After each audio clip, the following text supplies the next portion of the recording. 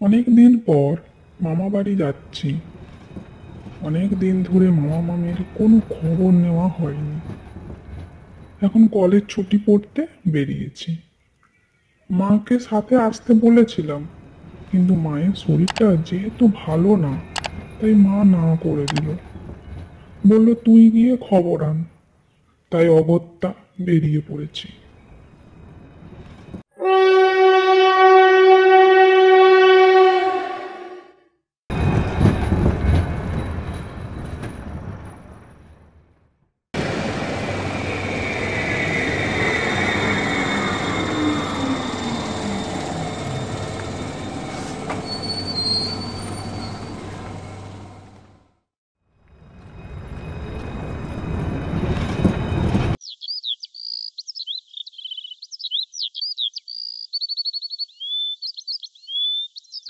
Train থেকে নেমে লাল মাটির রাস্তাতে হাঁটতে শুরু করেছি।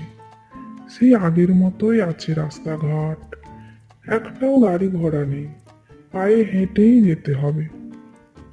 এতটা পথ হেঁটে আসতে ক্লান্ত হয়ে পড়লাম।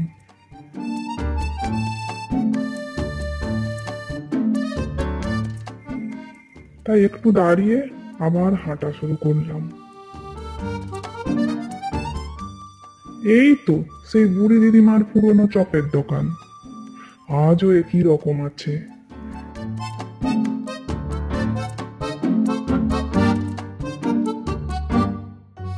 কি গো দিদিমা, আমাকে চিনতে পেরেছো? আমি রতন। কেমন আছো? ও রতন, তো এতদিন পর এলি। তোর মায়ের কি খবর? এলো না কেন? মায়ের শরীরটা ভালো যাচ্ছে না, তাই আমি একাই চলে এলাম মামা বাড়ি। যা তুই এবার যা, এখনো অনেক রাস্তা হাঁটতে হবে। সন্ধে হয়ে গেল, তাড়াতাড়ি চলে যা। হ্যাঁ চলে যাব, আমি ঠিক চলে যাব, চিন্তা করো না। এই বলে তাড়াতাড়ি হাঁটতে হাঁটতে চলতে শুরু করলাম। আমি মামা বাড়ি পৌঁছে গেলাম ঠিক।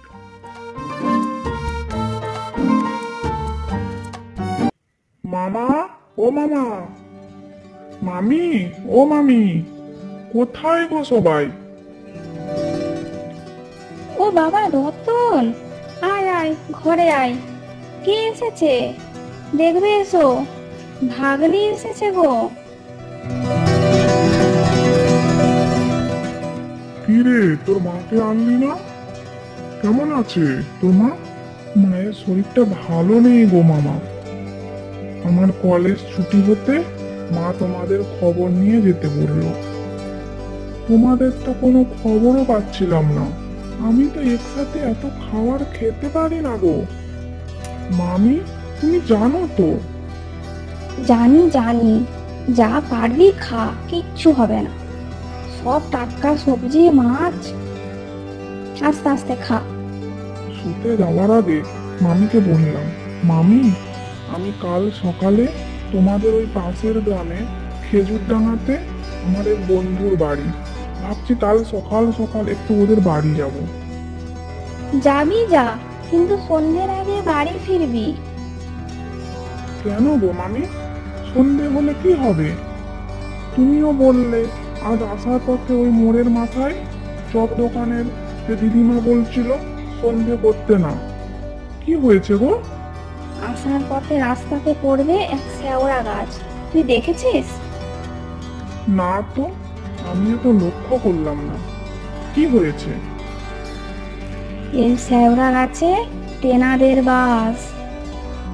টেনাদের ভয়ে কেউ ওই রাস্তার দিকে যেতে পারে না সন্ধ্যের পর। কি বলছো কি? আমি ওইসব বিশ্বাস করি না।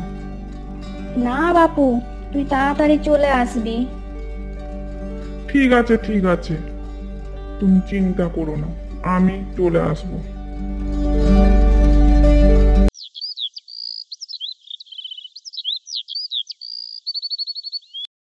আমি খুব সকাল সকাল বেরিয়ে পড়লাম। হাঁটতে হাঁটতে চললাম।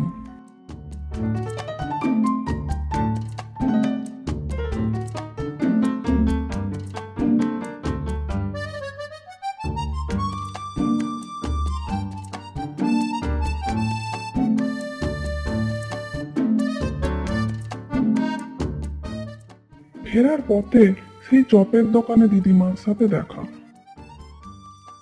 কিরে ভাই রতন, কোথায় গিয়েছিলি? এখানেই সন্ধে হয়ে গেল তো, এতটা পথ বাকি। আজ আর যেতে হবে না, আমার বাড়িতে রাত্রিটা কাটিয়ে দে, কাল সকালে যাবি মামার বাড়ি। না গো দিদিমা, তুমি ভয় পেও না, আমি বন্ধুর বাড়ি গিয়েছিলাম, কিছুতেই ছাড়বে না। খাওয়া দাওয়া করতে দেরি হয়ে গেল, আমি ঠিক চলে যাব, তুমি চিন্তা করো না। আসছে গো, আমি তো চলতে শুরু করলাম।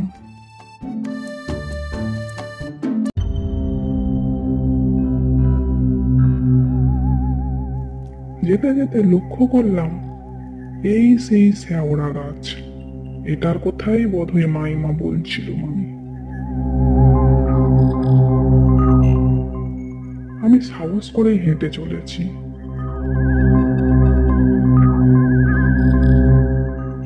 পিছন দিকে যেন মনে হলো কেউ হাঁটছে।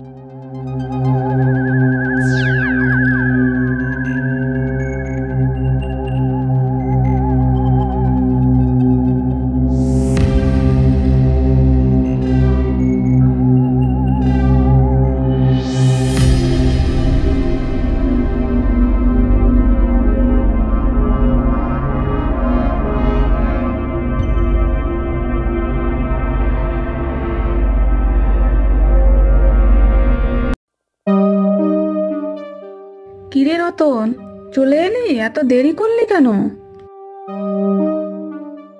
আজ আর ওকে বিরক্ত করো না, অনেকটা পথ হেঁটে ক্লান্ত হয়ে পড়েছে ছেলেটা, তাই কিছু বলতে পারছে না হয়তো।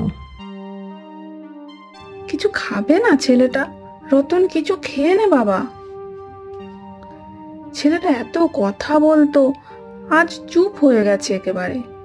খুব পরিশ্রম হয়েছে ছেলেটার।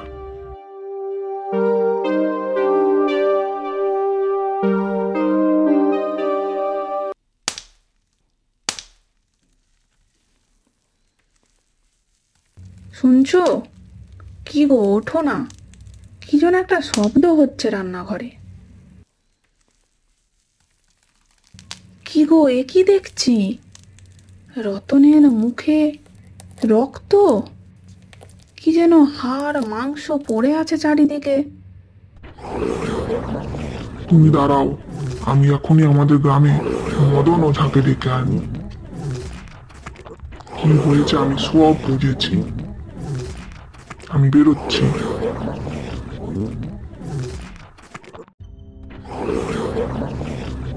আমি জানি তুই কে, তুই তোর জায়গায় এখনই ফিরে যা, তা না হলে আমি কিন্তু তোকে এক্ষুনি বন্দি করে দেবো।